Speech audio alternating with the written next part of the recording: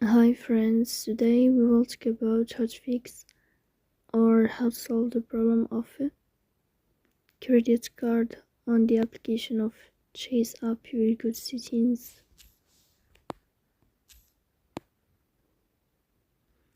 Here on this page you will go to apps, default apps, app settings. In this list you will click on Chase app. Then this page of app info you will click on first stop and you will click OK. Here you will enter to the window of storage. Then we click on clear cache.